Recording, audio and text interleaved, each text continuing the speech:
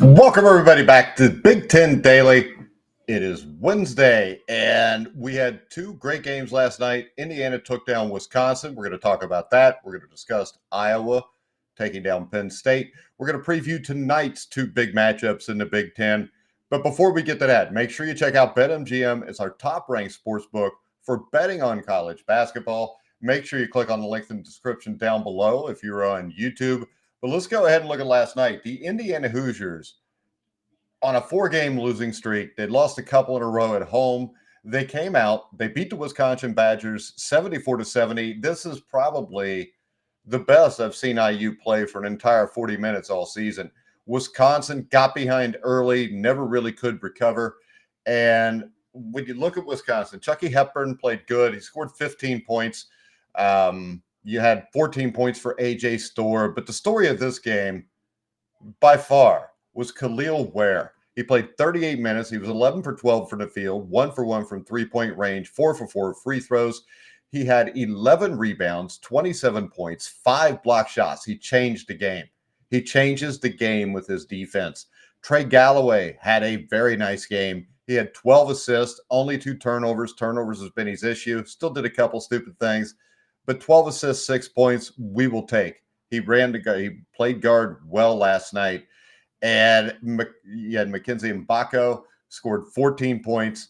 And the big thing here is Indiana was 6 for 14 from the three-point line, and they held Wisconsin to 8 for 26 from the three-point line. Malik Renew added 14 points, but Malik Renew, come on, Malik. You got 4 fouls on you with a few minutes left in the game. You slap a dude on the arm, and then you take an ass chewing by Coach Woodson, but then you still continue to complain about that foul call. The foul call was obvious. I mean, hugely obvious. And when we break this down, Walker came off the bench, gave a few solid minutes. For Indiana fans, Anthony Leal scored 3 points in 17 minutes. He took 1 shot. He made that 1 shot. Now I hear everybody talking about, well, when Anthony Leal makes a 3, we're a better team. The problem with that is they are 4-1 when Anthony Leal makes a 3-pointer, but that means there's only been 5 games where he's made a 3-pointer. Anthony Leal is a defensive liability for the Indiana Hoosiers. He just is. Xavier Johnson played 15 minutes. He struggled. He did score 5 points. He shot the ball well when he shot it, but he had 5 turnovers. Guys poking the ball away from behind. He's throwing bad passes.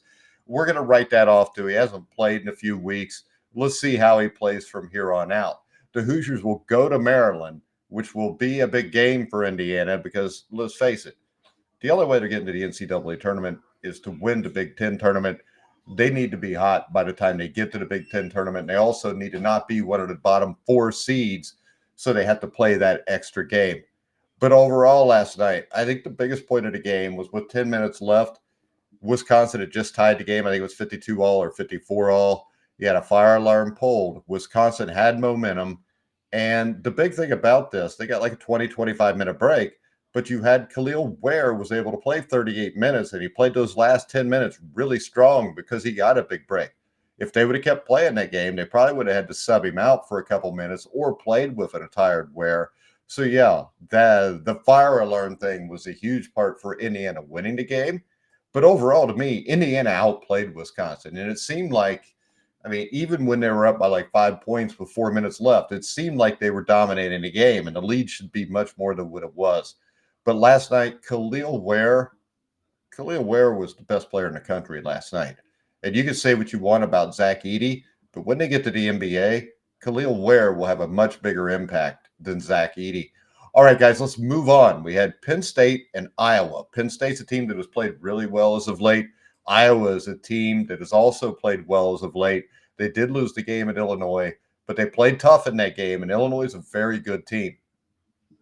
So my big takeaways here, when you look at the Penn State side, Penn State lost this game 90-81. It was kind of the typical Penn State game. They got down by 17.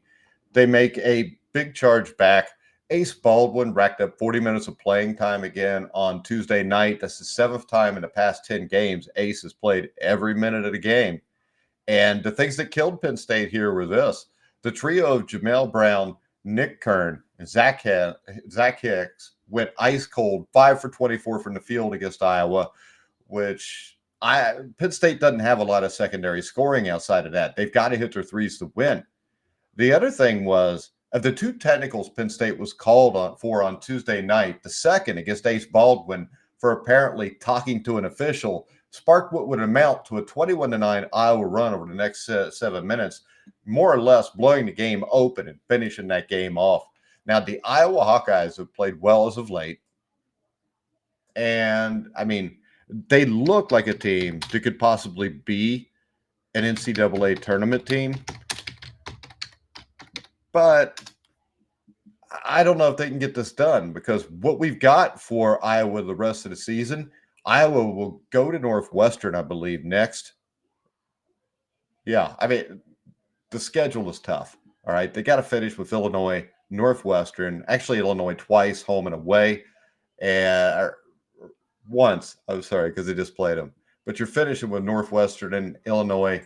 It's going to be hard to get those wins. But Fran McCaffrey has done a really good job with that team this season to get them back in play. They lost some players from last year, didn't have a lot coming back. I don't think a lot was expected from Iowa. But offensively, Iowa is a very good basketball team. And defensively, they just have issues. All right, guys, tonight we've got two big games we're going to look at. We got Northwestern going to Maryland to take on the Terrapins. We've got Minnesota, the Golden Gophers, going to Illinois to battle Illinois. We're going to start off by looking at the Northwestern versus Maryland game.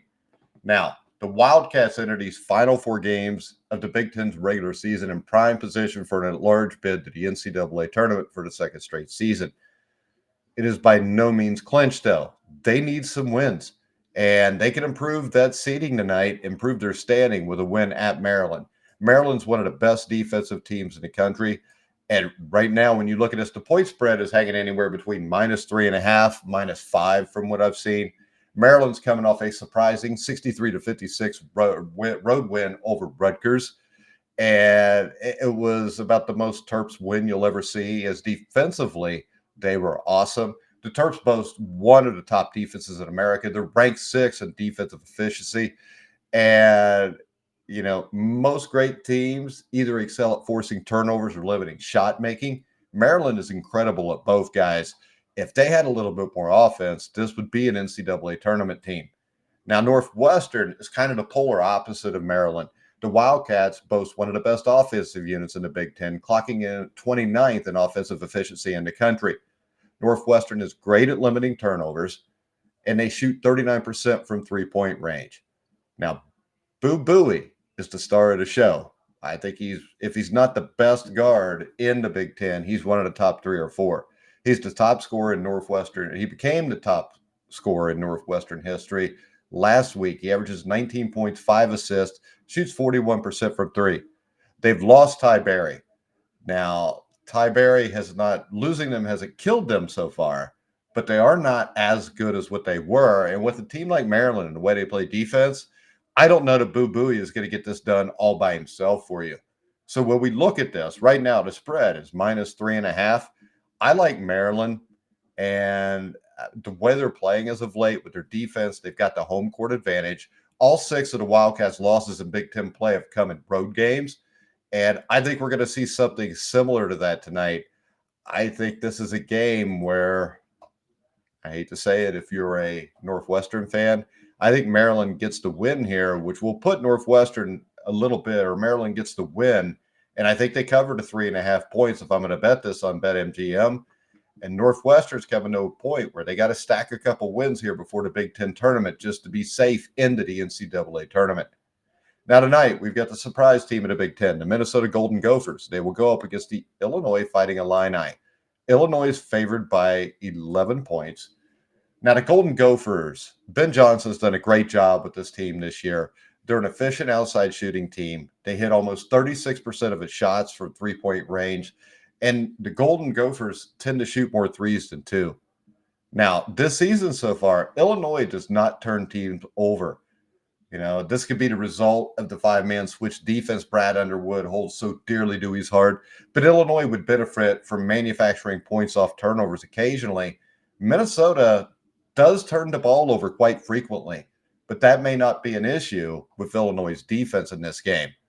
When I look at Illinois, this is a team that's extremely efficient in transition. However, Minnesota is more than comparable. In fact, the Gophers rank a bit better offensively in transition than Illinois does in the country. Thus, it kind of could be a wash there. Illinois does hold the advantage on the glass in this game. The Illini rank within the top 55 defensively and rebounding and within the top 20 offensively. Minnesota is not even close to either of those numbers. So this is an area where Illinois could frustrate the Golden Gophers, and it could be the difference in winning or losing the game. The Illini attempt a solid number of threes also. They're shooting almost 35% as a team. Minnesota is similar to Illinois in that it limits three-point opportunities, but allows opponents to shoot relatively well. When I look at this game, Minnesota is one of the best teams in the country against the spread. I think they are the best team right now. They're something like 26-3, something that's like astronomically crazy. And Illinois will have some trouble guarding this Minnesota offense, I think. Especially off the cuts, out beyond the arc. I think Illinois should come away with the victory. But this point spread at 11.5 is too big. There are gaps on the defensive end that can be exploited on Illinois, and Minnesota is good at beating the market. And although this game is on the road, the Gophers should be able to do it again here also. I would say with this point spread, it may move a little bit today. It may drop down a little bit. But as long as this point spread is better than +9, I would take Minnesota in this game to go ahead and cover those points. I think Illinois wins the game, but I think Minnesota covers the 11.5 points. All right, guys, I want to remind everybody, if you're watching this show, tonight at 5 o'clock Eastern time, we will have, at 5 o'clock tonight, we will have the Indiana basketball show with myself and Brian Moore. We will break down, look more in depth into the Indiana-Wisconsin battle from last night, recap Khalil Ware's career night. Make sure you come back, check us out there. You can follow me on X at Grueling Truth. And make sure you come back tomorrow where we will review the two games for tonight. We'll preview the weekend coming up. We'll probably look at a little bit of the tournament bracket right now, Joe Lenardi's bracket. We'll get an updated look at that tomorrow to see where all these teams, especially Nebraska and Northwestern, stand. But for now, guys, I'm Mike Goodpaster. You've been watching and listening to The Grueling Truth, where the legends speak.